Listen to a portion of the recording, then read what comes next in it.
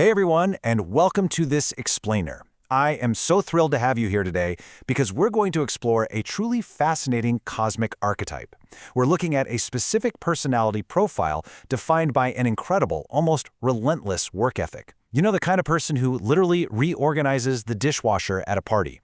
If you've ever wondered why some people just seem hardwired to serve, to organize, and to just keep pushing forward no matter what, you are definitely in the right place. Let me ask you something right out of the gate, and be totally honest here. Do you feel guilty the absolute second you sit down on the couch to rest?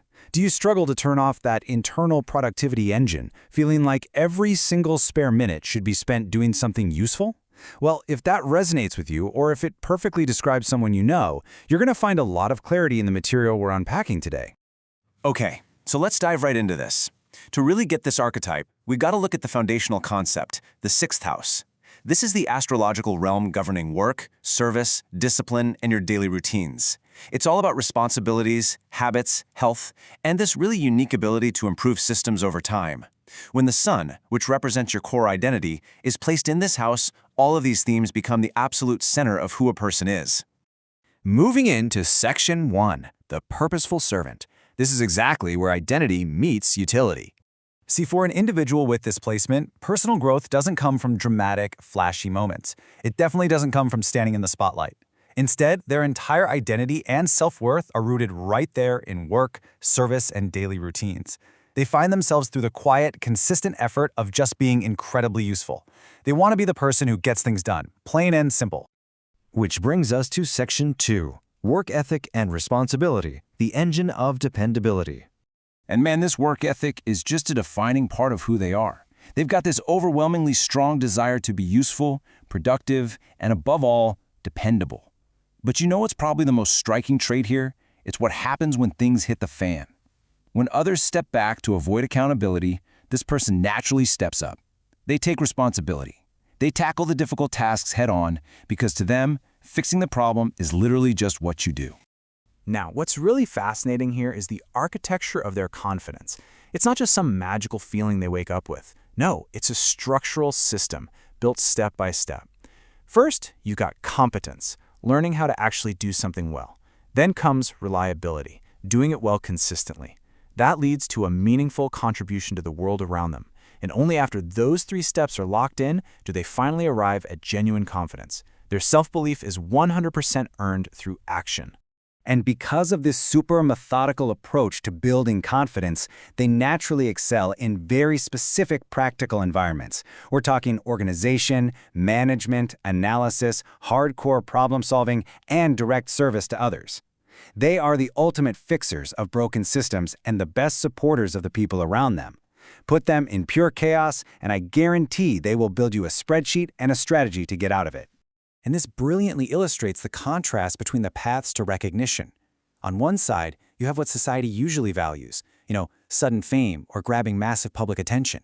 But on the other side, for the sixth house, recognition almost always comes through consistent performance and sheer dedication. It's the quiet, undeniable proof of their value over time, rather than some viral moment of sudden glory. Because they're just so relentlessly dedicated, leadership inevitably emerges, especially in environments where practical results matter most.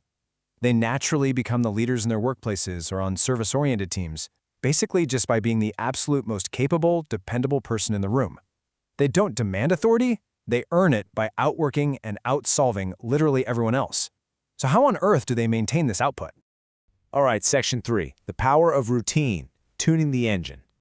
Now, I know to a lot of people, routines sound kind of boring, maybe a bit restrictive. But to this person, structured schedules are the literal fuel that keeps the engine running smoothly. These daily habits directly boost their overall confidence. A solid schedule regulates their daily energy levels and is the main driver for their long-term success. Without a plan, they feel totally unmoored. With a plan, they're basically unstoppable. But let's shift gears for a second and look at Section 4, the perfectionism trap, the shadow side. Because honestly, when you care this deeply about doing things right, there is a serious cost. You're looking at periods of intense perfectionism. And with those high personal standards comes elevated stress and massive frustration.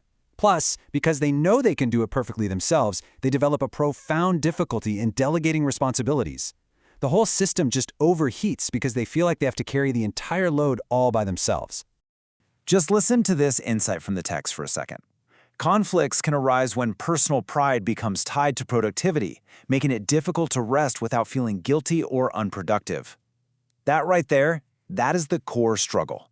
When your entire identity is wrapped up in your output, taking a break feels like a straight-up failure of character. It validates that terrible, nagging guilt that you just aren't doing enough.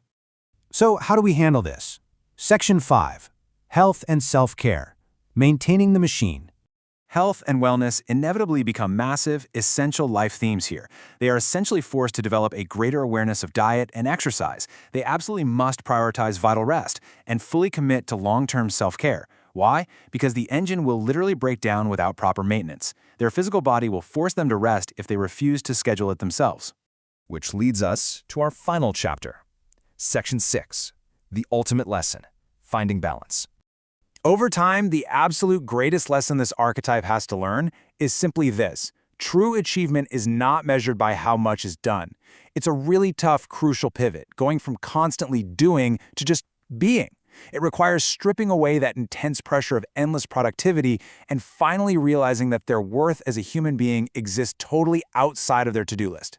So I want to leave you with one final provocative thought. It's a question we should honestly all ask ourselves when we look at the systems we've built. Does your responsibility support your well-being, or does it replace it? Have you actually built a truly balanced life, or did you just build a really, really efficient treadmill?